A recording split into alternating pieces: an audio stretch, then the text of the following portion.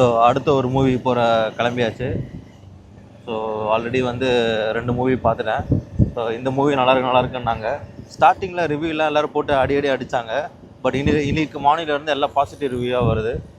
So அதனால் நம்ம Rio நடித்த ராம் அண்ட் லீலா அந்த மூவிக்கு போகலான்னு plan. So 9:55 show PVR Velachery. So அதுதான் நானும் ஃப்ரெண்டும் போயிட்டுருக்கோம். ஸோ 2 நாளாக காரில் போய்ட்டுருந்தேன். ஸோ இப்போ பைக்கில் போயிட்டுருக்கோம் நம்ம வேளச்சேரி பிவிஆருக்கு. ஸோ மூவி பார்த்துட்டு அப்புறம் வந்து எப்படி இருக்குன்னு என்னோடய பாயிண்ட் ஆஃப் வியூ சொல்கிறேன். ஸோ ஃபைனலி ராம் அண்ட் லீலா மூவியை பார்த்துட்டோம். மூவி வந்து செம்மையாக இருக்குது, வேறு லெவலில் பண்ணியிருக்காப்புல. ரியோ ராஜோட கிராஃப் வந்து அப்படியே இன்க்ரீஸ் ஆகிட்டே போயிருக்கு மூவி பை மூவி.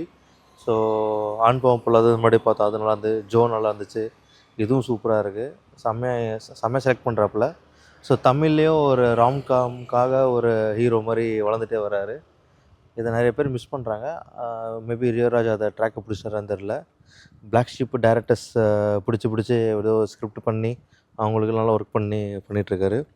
மூவி செம்மையாக இருக்குது, கான்செப்ட் நல்லா இருந்துச்சு. மூவியில் ஹீரோயினே ஓகே சூப்பராக பண்ணியிருந்தாங்க. இவர் மாக்கப் ஆனந்த் செம்மையாக பண்ணியிருந்தாப்புல.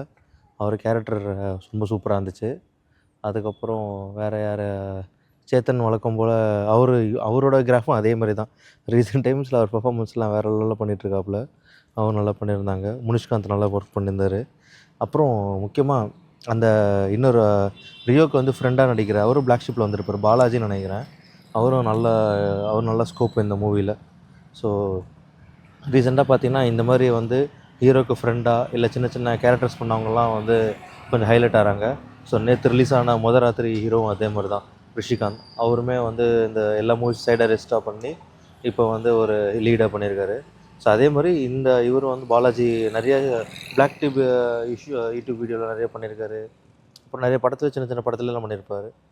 ஸோ அவர் இந்த ரோல் பண்ணது நல்லா ஒர்க் அவுட் ஆகிருக்கு. படமும் சூப்பராக இருக்குது. அந்த படத்தை கொஞ்சம் நெகட்டிவ் ஸ்ப்ரெட் பண்ணுறாங்க, பட் ஏன்னு தெரியல. இதில் கான்செப்ட் புரியாத அளவுக்கு ரொம்ப டெக்னிக்கலாக ஒன்று சொல்லல, ரொம்ப சிம்பிள் கான்செப்ட் சொல்லியிருக்காங்க, அழகாக எக்ஸ்பிளைன் பண்ணியிருக்காங்க. நல்லாவாக இருக்குது.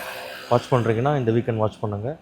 இது தமிழில் ஒரு நல்ல ஃபன்னான மூவி, ஃபேமிலி என்டர்டைன்மெண்ட். அதே மாதிரி எதுவும் நெகட்டிவிட்டி இல்லைனா வந்து வல்கர் அந்த மாதிரிலாம் எதுவுமே கிடையாது. ப்ராப்பர் ஃபேமிலி ஆடியன்ஸ் பார்க்க வேண்டிய மூவி. பசங்களாம் வந்து ஃப்ரெண்ட்ஸாக கேங்காக போனீங்கன்னா இன்னும் என்ஜாய் பண்ணுவீங்க. மிஸ் பண்ணாமல் இந்த வீக்கெண்ட் பாருங்கள். ஸோ உங்கள் கருத்து என்ன மூவியில்? உனக்கு என்ன பிடிச்சிருந்தது? உனக்கு எதனா நெகட்டிவ்? மூவி எல்லாம் நல்லா தான் இருந்துச்சு, என்டர்டைன்மெண்ட்டாக இருந்தது. என்ன ஒன்று அந்த ஃபாதர் யாருன்றதை கடைசி வரைக்கும் சொல்லாமல் காமிக்காமலே படத்தை முடிச்சாங்க. அந்த விஷயம் தான், எங்கள் அப்பா யார் ஷாக் ஆகிடுவேன்னு சொல்லிட்டு கடைசியில் அதை சொல்லலை. மிஸ் பண்ணிட்டோமா தெரிஞ்சு காமிக்கலாம் நினைக்கிறேன். உங்களுக்கு யாராவது கெஸ் பண்ணிங்கன்னா சொல்லுங்கள் பார்க்கலாம். வேறு என்ன? வேறு இல்லை.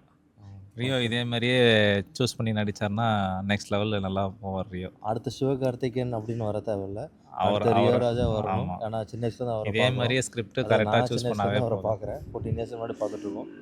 ஸோ அவர் முன்னேறி வர்றது எங்களுக்கு ஒரு நல்லா மனசு நிம்மதியாக இருக்குது, நல்லா இருக்குது. ஓகே டன், அவ்வளோதான். தேங்க்யூ.